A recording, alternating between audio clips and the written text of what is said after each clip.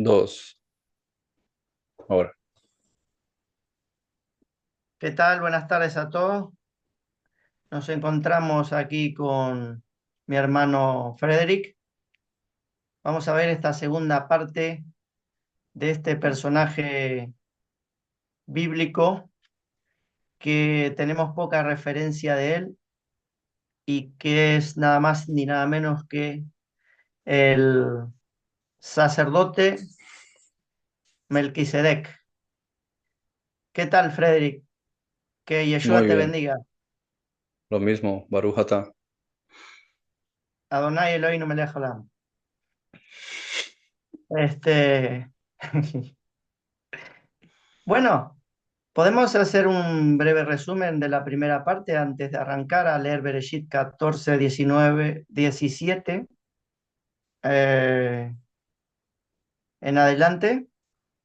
Que estuvimos hablando acerca de este personaje un poco místico, sin usar el misticismo, pero místico para muchos que han discrepado acerca de si realmente es Yeshua mismo o no. Entonces quería que hagamos un resumen y que también veamos el relato de Pablo y todo lo que Pablo nos cuenta también de este personaje. Así que adelante, Frederick.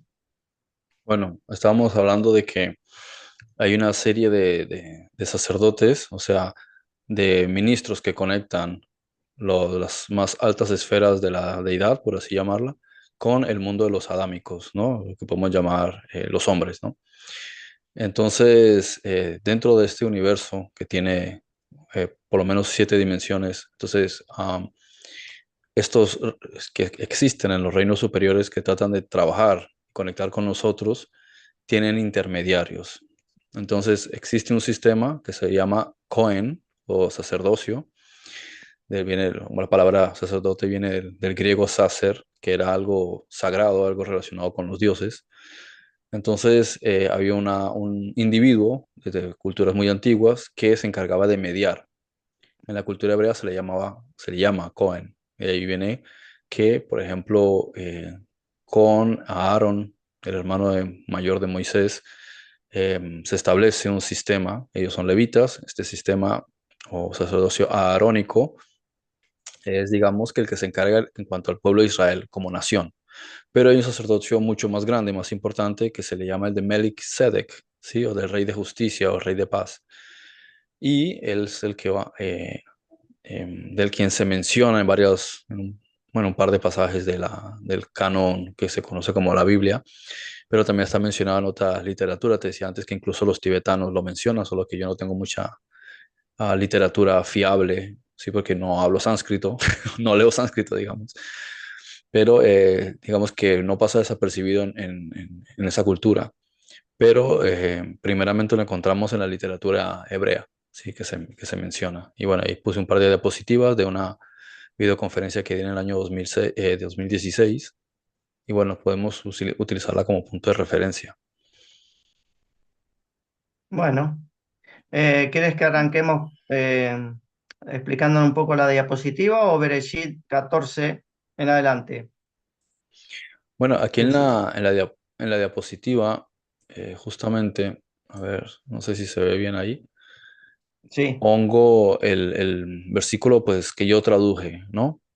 Que dice, y Melquisedec, Melech Shalem, o sea, rey de Salem, sacó pan y vino, y él, que es Cohen de El Alión, o sea, sacerdote de la deidad suprema, lo bendijo y dijo, bendito Abraham para Elohim Altísimo, sí, o Elohim Alión, Canar, puede ser comprar o puede ser conseguir o adquirir, Shamaim Be'aretz, o sea, cielos y tierra, y dijo, bendito era León, pues entregó tus enemigos en tu mano y le dio el décimo de todo, ¿no? El Ezra, sí, la décima parte. Eso es lo que dice entre el versículo 18 y el 20. Entonces es un ejemplo de cuando él aparece aquí. Y hay un ejemplo también que lo menciona Tito Flavio Josefo, el historiador judío, en su libro Antigüedades de los Judíos, en el primer libro, en el capítulo 10, que él precisamente menciona el conflicto de donde Abraham se enfrenta pues en aquel entonces a la llanura de Sodoma, que hay una guerra entre varios reyes, y ahí dice am, que había recibido al rey de Salima, ¿sí? De Solima, que se llamaba Melquisedec, que significa rey justo, y dice, y lo era en opinión de todos, o sea que por lo que se sabe culturalmente, que era una persona que tenía muy buena reputación dentro de la sociedad, una persona de alto renombre. Dice que por esta razón lo hicieron Cohen de Elohim, ¿sí? O de Alión. Y en la ciudad de Solima luego la llamaron Jerusalén, ¿sí? Jerusalén, que también se llamaba, se conoció como Our-Salim, pero durante el tiempo de los jebuseos la llamaron Jebús. Por lo menos dentro del comentario del conocimiento de Josefo, dice que a esta persona la eligieron como sacerdote precisamente por su rectitud. O sea, en el caso de el rey, que es Cohen también, que se encuentra con Abraham, en ese en particular. Bueno, esa es la Que opinión sería, de Josefo. ¿Mm? ujú, que sería que hablamos de la misma persona, claro. Claro, el caso de Abraham, o sea, la persona con la que se encuentra Abraham, según esa es la opinión del historiador Josefo. Bueno, tenemos el dato importante que es que se encuentra con él, lo recibe, saca pan y vino. ¿Qué puedes decir o deducir de esa acción de el pan y el vino? Bueno, dentro de la literatura hebrea es una de las primeras veces que encuentra uno esa referencia con Abraham. Pero pienso que es más una cuestión social dentro de la cultura hebrea, debido a que el pan era el alimento esencial o básico. Sí, si tú llegas a observar, todas estas personas eran agricultores, eran principalmente, se dedicaban al cuidado del campo. Sí, si uno observa, por ejemplo, desde Barashit, Génesis, el principio, dice que los primeros adámicos que viven sobre la tierra eran frugívoros. Les decía, o sea, pueden comer todas las frutas que quieran, son recolectores de fruta. Pero pasado bastante tiempo, varios, posiblemente decenas de miles de años, a los siguientes les dicen que pueden alimentarse de determinadas cosas, ¿no? Y cuando vas viendo el proceso de alimentación, dice que los llevan a cierto lugar que está posiblemente más allá de Mesopotamia, a un sitio que ciertas deidades habían diseñado, ¿no? Habían mm, definido. Y ahí ponen a estos adámicos para que sean agricultores, ¿sí? Por eso dice, y para que él abre la tierra y la cuide, y la administre. Entonces ahí aprende todas las artes de la agricultura. No obstante, antes no necesitaba agricultura, tenía suficiente alimento, pero con la agricultura él empieza a aprender esto y entre ellos es el cultivo de la cebada y el trigo y el centeno que le sirve para el pan. Entonces aprenden a hornear, aprenden a hacer sus tortas de pan, los panes ácimos o con levadura, ¿sí? Ellos leudaban la masa. Y otra cosa que aprenden sobre leudar es también con la uva, que se da mucho pues, en el Mediterráneo y también en esa región se da un poco. Entonces, lo que hacen es exprimir la uva, ponerla a fermentar. Entonces, esos son los procesos que ellos aprenden. Dejar de simplemente comer fruta y verduras y tubérculos y hortalizas para empezar a alimentar, y legumbres, lógico, lo más importante, las legumbres, pero con el tiempo empiezan a ser agricultores, o sea, ellos empiezan a cultivar su propio alimento y a cuidar y saber cuáles son las estaciones adecuadas, el regadío, cuáles son las épocas de recogida y de siembra y cómo cuidar las semillas para la siguiente cosecha al año siguiente. Entonces, ellos aprenden precisamente, entre otras cosas, la levadura. Entonces, leudan la semilla, el producto de los cereales para tener, por ejemplo, panes, ¿sí? O tostadas, y también lo hacen para el vino. Luego, pues, en otros casos ya había, se hacía, por ejemplo, la sidra y otras bebidas fermentadas, pero el vino en especial. ¿Y qué ocurría? Que como no había muchas fuentes de agua pura, sí, porque a veces la gente, pues, o los animales por X o Y ensuciaban el agua y se contaminaba, sí, o no sabía si el agua tenía más bacterias de las que tu sistema podía filtrar. Entonces había mucha disentería, había mucho mal por causa del agua. Entonces el vino, en cambio, no, tú no lo mezclas con agua, simplemente extraes de la uva y por tanto tienes una bebida que puede ser mosto, la puedes fermentar y tienes vino. Entonces había una cultura de beber vino no para embriagarse, sino porque era la bebida más sana, por así decirlo. Es irónico, ¿no? Pero era más sana que el agua porque no sabías lo que te podías encontrar a la hora de beber agua. Entonces, para ellos Ah, era común precisamente beber bebida de uva.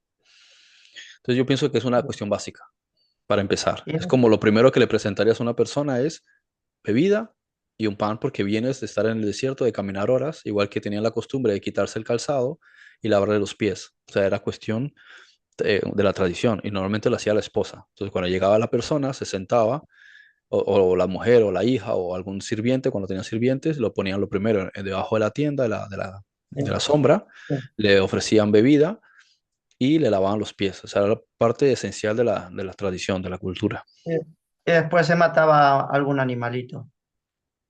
Si era claro, si la persona era de renombre, si era una persona respetada, entonces se tomaba un animal. Normalmente no se comían los animales, porque era como, de viene la palabra ganado, viene de ganancia, o a la inversa, ganancia viene de ganado, sí, lo que has ganado. Entonces es como tu dinero. ¿Por qué ibas a estallarte el dinero cuando es tu propiedad? Si puedes comer cosas del campo que no te van a suponer pérdida. Entonces, a cuanto más cabezas de ganado tenías, era como más dinero. No necesitas estarte comiendo tu dinero si tienes otras cosas para comer.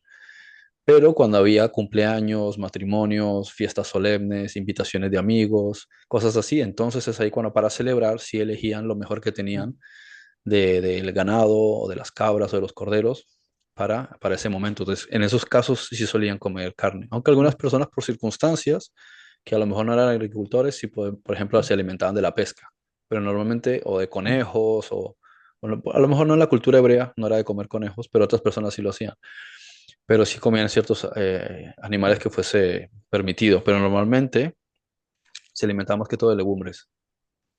Y tiene que ver pues, con ese Seder Pesaj de Yeshua que ofrece el pan y el vino y hace referencia a su carne y a su sangre.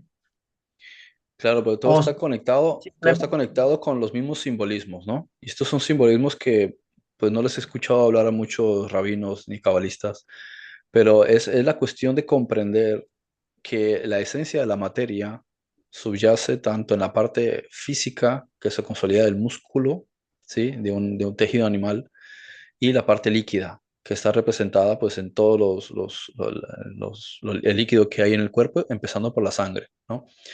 Entonces, el animal tiene lo mismo. Y cuando tú estás haciendo una representación, ¿sí? Estás emulando las cosas. Todos estos son símbolos que imitan.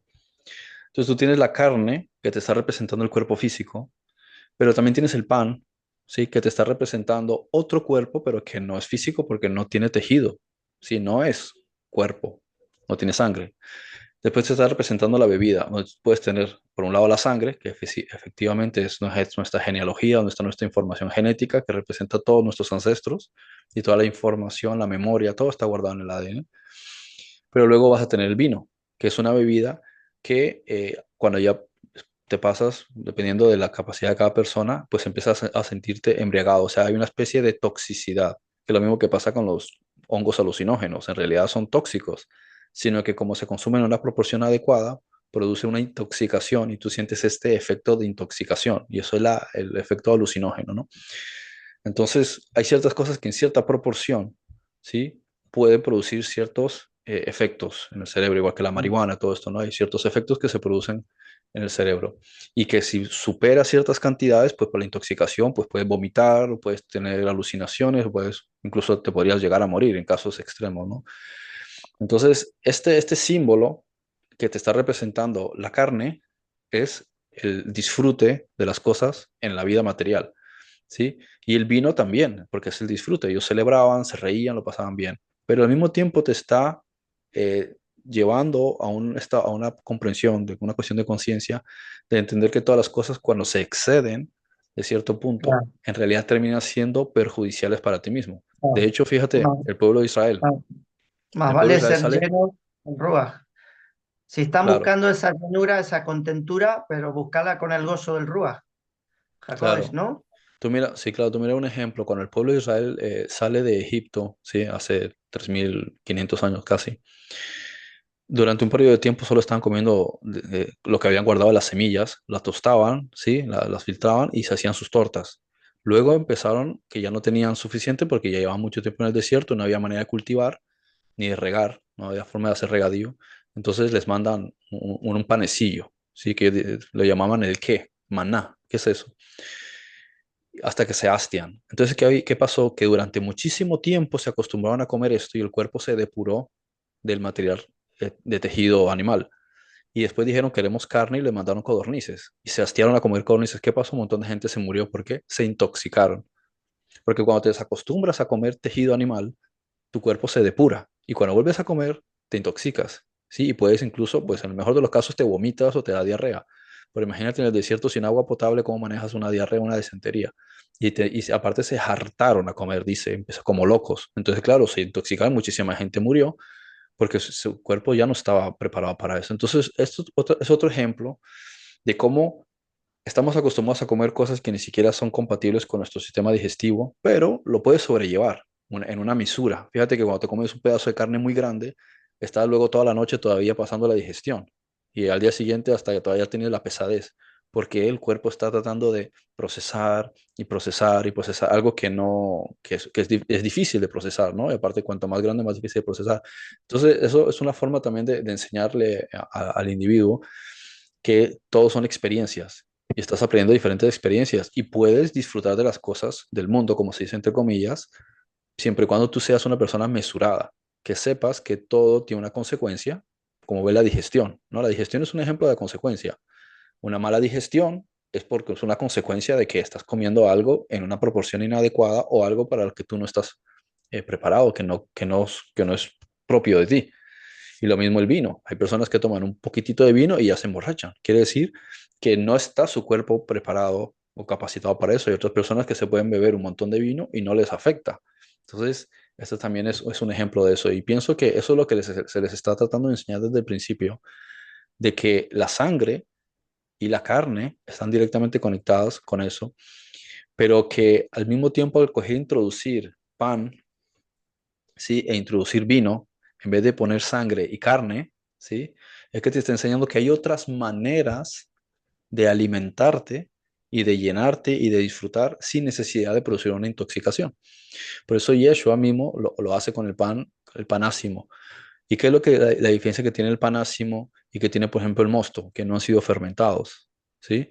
Porque a veces uno puede leer, no, y el vino, pero no te van a decir mosto porque ellos no utilizaban esa definición. Simplemente ellos tenían jugo de uva, fermentado o no fermentado, ¿no? Entonces, esto también es un ejemplo de que esa era la bebida tradicional de ellos, que el hecho también mismo de que lo estuviesen bebiendo durante tanto tiempo les hacía tener cierta adaptabilidad, de manera que podían beber y simplemente estar tranquilos, relajados, con sueño o con risa, pero no necesariamente llegaban al grado de intoxicación de no tener control sobre la bebida alcohólica, ¿no? Entonces, desde ese punto de vista creo que son dos elementos importantes. Por eso él mismo dice, no solo de pan vivirá el hombre, porque él mismo te está enseñando que el alimento físico es ejemplo del alimento espiritual, o sea, que es el alimento también de la instrucción, porque el pan es también un ejemplo del conocimiento intelectual, así como el vino es también una forma de instrucción del propio alma, ¿sí? También los procesos de alivio, porque para ti, cuando algo te dan una bebida determinada o te untan con determinada cosa, te produce un alivio. Y eso es lo que también se está tratando de enseñar. Para empezar, pues hay muchos más símbolos. Muy bien. Bastante tremenda la explicación. ¿Podemos pasar a Hebreos 7? ¿Qué te parece? No sé si hay en las diapositivas que tiene. Hebreos 7 Vamos a sí está dar, ahí. Hay un vamos a dar un pedacito que yo poquito. puse. Puse dos Vale. fracciones. Una dice, y Melquisedec, rey de Shalem, sacerdote de Theon, porque el texto es griego, altísimo, que significa primeramente rey de justicia y también rey de Shalem, esto es rey de paz. Pero tengo una parte donde está más extenso, me parece. A ver. Sí, si quieres te lo leo yo. Sí, Pero si quieres leerlo tú. básicamente este relato de Rab Shaul, de Pablo, ¿de dónde él saca esta información acerca de Melquisedec? ¿Y por qué esta comparación? porque es una comparación. Muchos dicen, no, es Yeshua mismo. Eh, ¿De dónde saca esta información, Pablo? A ver, para empezar, no sé si el escritor de la carta a los hebreos es Shaulo. Sí, Shaul, no lo sé, no sé si es él. Pero quien sea que, porque aparte la forma que tiene de redactar es muy distinta a la característica que utiliza Pablo.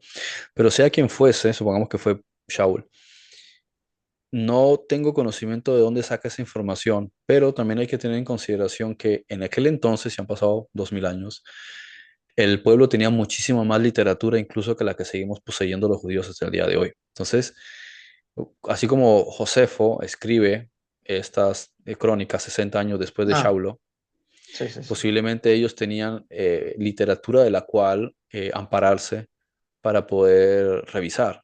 ¿Sí? Entonces, Claro, aparte o sea, lo que tiene la Torah, perdón, la Tanakh, es que son 23 libros que se le dice a Esdras que tienen que ser los estructurados para el pueblo, o sea, como la ley general para la nación. Pero aparte tenían otros 70 que podías revisar en las sinagogas. Sí, de ellos casi nadie sabe.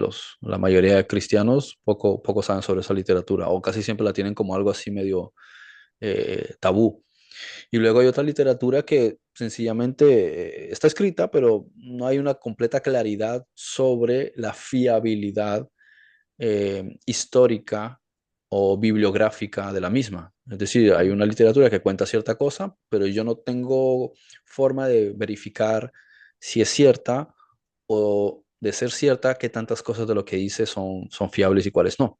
Pero es literatura, o sea, claro, la puedes guardar y decir, bueno, es como cuando lees libros de historia y un libro de historia te cuenta cosas positivas sobre Napoleón y resulta que otro te cuenta cosas negativas sobre Napoleón. Entonces te das cuenta de que te está dando una información, pero desde diferentes ángulos y tienes que ser muy neutral, como decía Aristóteles, ¿sí? Muy neutral en el sentido del juicio que vas a hacer o lo que vas a absorber sobre esa información, pero información claro. hay. Sí, sí, sí, sí.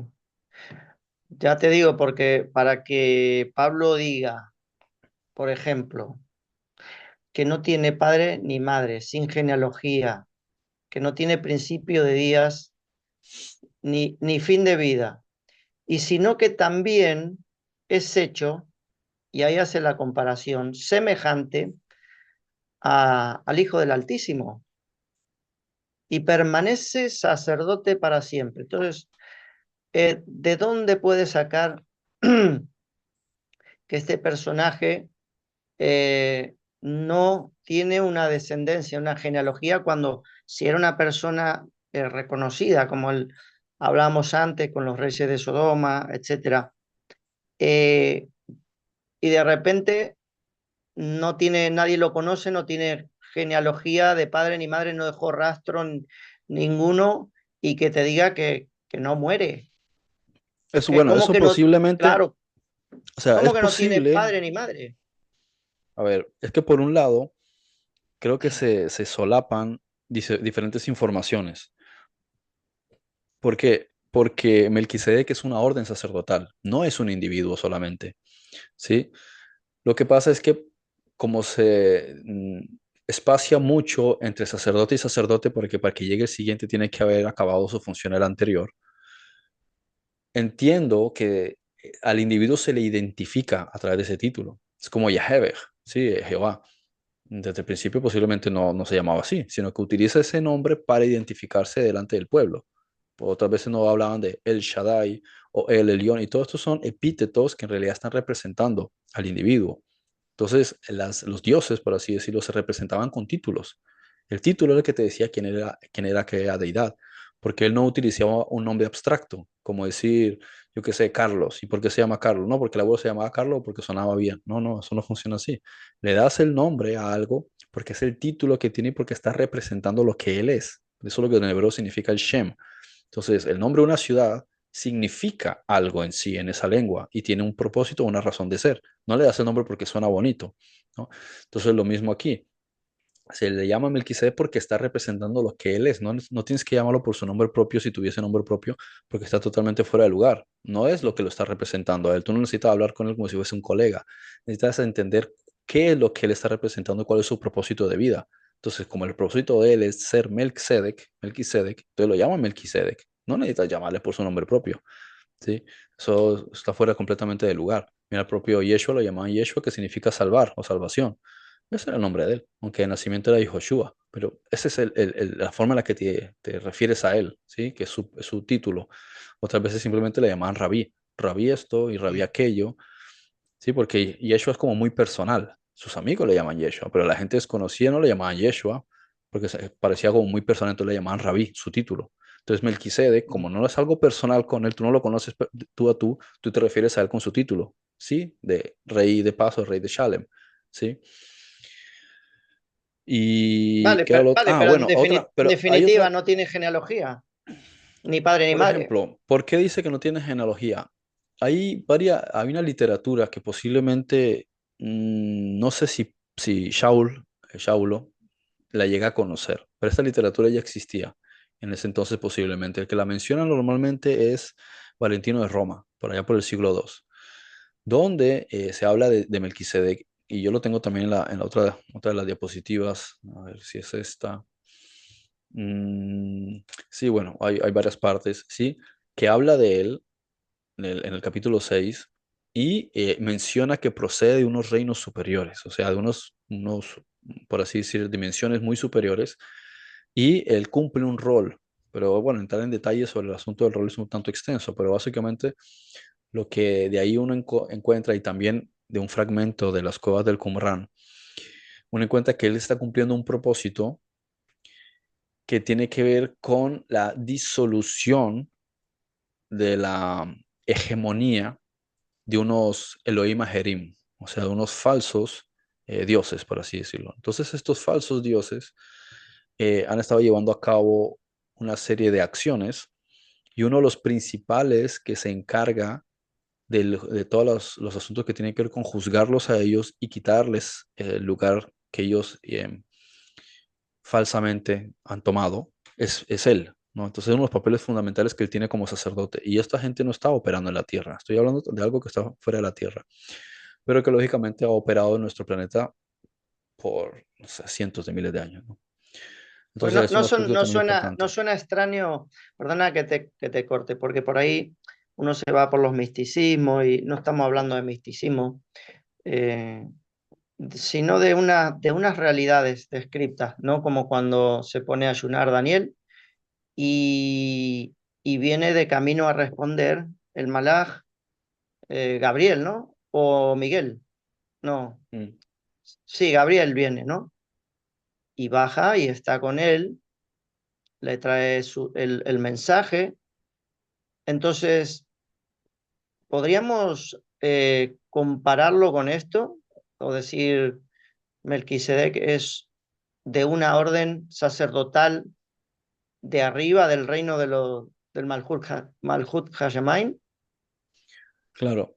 Y no solo eso, sino que pone una representación en la tierra, porque en la línea, por ejemplo, de las cosas que nos cuenta el profeta Enoch, de los rollos que se encuentran en el Mar Muerto, en el Qumran, eh, hay una referencia, me parece que es en el capítulo 23 o 27, no sé si lo tengo por aquí, mm, de las cuevas del Qumran. Porque Este es uno. poco se dice de los malajim en cuanto a, a su creación y a si tienen genealogía, si no tienen padre, si no tienen madre, no se sabe nada al respecto. Digo, por eso hice esa comparación antes, Claro, es que que es no un... se sabe de eso en la literatura canónica, ¿sí? Pero sí Ah, existe en la literatura extraoficial. Y el asunto con este es que, bueno, lo puse aquí, ¿no? Lo menciona en el segunda de Enoch 23. Habla sobre, por ejemplo, el hijo de Nir, bueno, hijo, entre comillas, ¿sí? Con Sopanima. Dice que será constituido como cabeza de todos los sacerdotes que han existido hasta ahora, ¿no? Entonces, esto está contando la historia, ¿no? De cómo la esposa de Nir, el hermano de Noé, queda embarazada y Noé no estaba. Entonces, parece que estamos familiarizados con esta historia de embarazos donde el marido no había tenido relaciones con ella. Lo vemos mucho en la historia griega, en la India, ha pasado en la cultura azteca. Entonces pasa que hay una visión, aparece un ser, deja embarazada a la mujer, no han tenido relaciones necesariamente, y ella queda embarazada de un ser que no es de por ahí, ¿no? Y como pasaba mucho y ocurrió también a lo largo de la antigua cultura amerindia, en cierto momento cuando el niño ya está crecidito, que ya no necesita, necesita tomar el pecho, vienen ciertos seres, ¿sí? En sus carruajes de fuego y se lo llevan al cielo, ¿sí? O a otro mundo, a otra dimensión. Y esto es algo que ha ocurrido muchísimas veces a lo largo de la historia, solo que, como siempre, los libros de educación no abordan estas cuestiones por X o Y razón.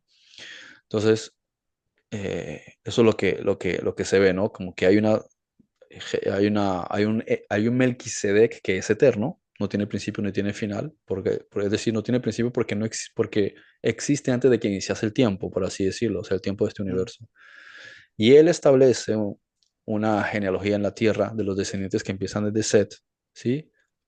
Que son 12 sacerdotes, un decimotercero que es el hijo de Nir, ¿sí? Digo hijo de Nir porque dentro de la ley es el hijo. Y luego otros 12 cuyo decimotercero coincide con Yeshua, ¿no? Con Jesús de Nazaret. Y como ya vienen a ser eternos, quiere decir que pasan a la inmortalidad. Entonces ya se queda ya ese punto, digamos, de que no están falleciendo como los que sí estaban en la tierra, que iban falleciendo. Entonces van quedando, o sea, en el momento que fallece uno, el a otro le tiene que suceder, pero si es inmortal, si es eterno, por así decirlo, inmortal, ¿quién lo va a suceder si no se ha muerto? Entonces, en ese sentido, ese es uno de los conceptos que se mezclan varios puntos y crea una cierta confusión, ¿sí? Porque hay varias líneas. Y luego dice Claro, porque que lo dice sacerdote para siempre. Sí, claro, sí. y dice que lo hace semejante al Hijo de Dios, pero hay que entender una cosa.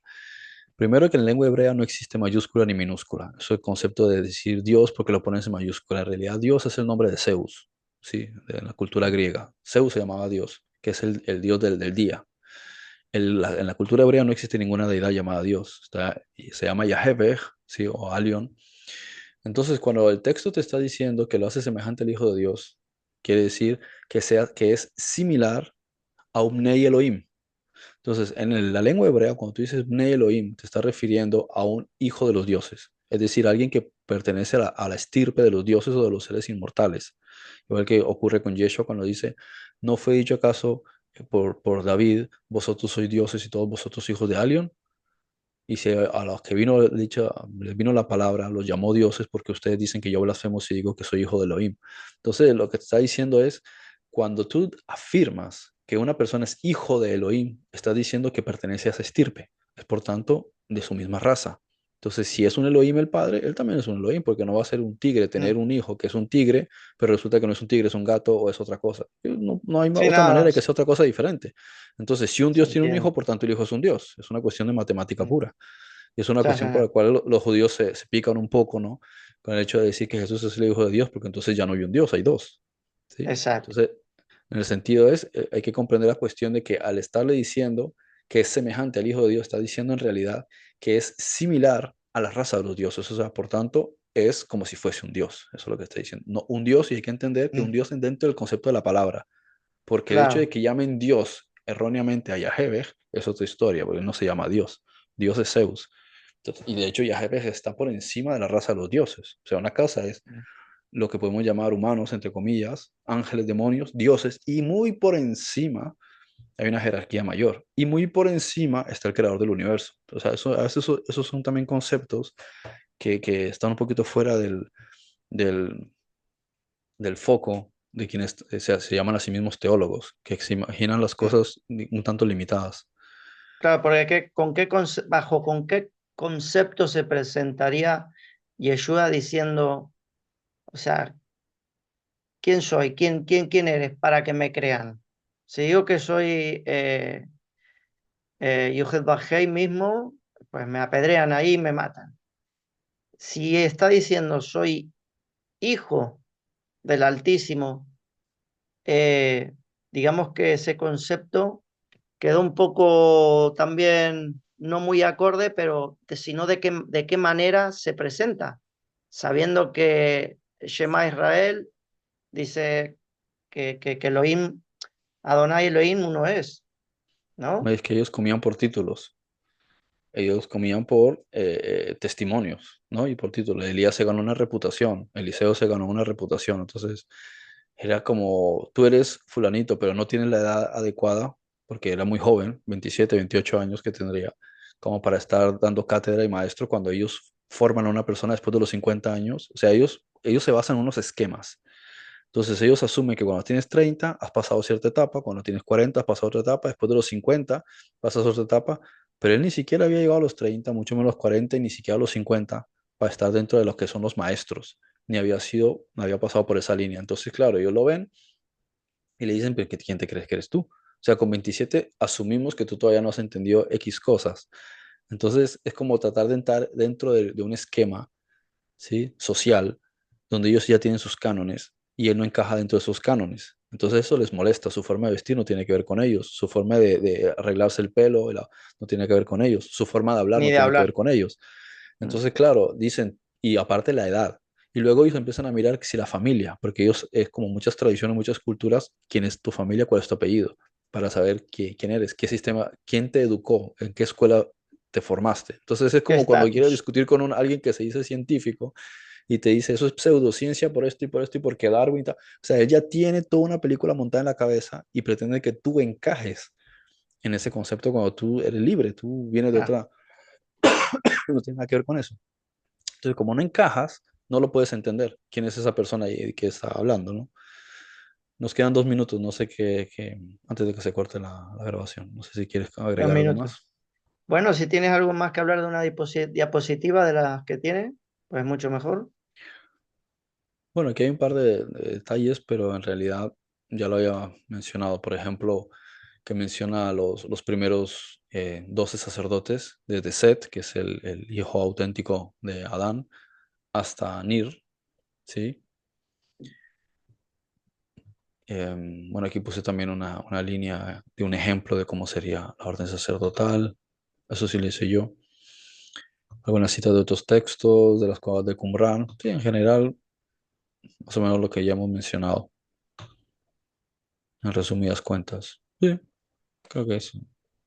Bueno, pues estuvo muy bien la charla y vamos a extendernos después otra vez, que es muy interesante ese concepto de hijo de Dios en otra charla que tengamos, o hijo de hombre, Mm, ¿sí? ¿Te parece bien? sensacional. Es un tema muy bueno. Que el Eterno te bendiga, haga resplandecer su rostro sobre tu vida, sobre ti, y muchas gracias, de verdad, Frederick. Que Yeshua te bendiga grandemente a ti, a tu casa y a toda tu labor, a tu trabajo. Igualmente. Muchas gracias. Nos vemos. Shalom. Shalom.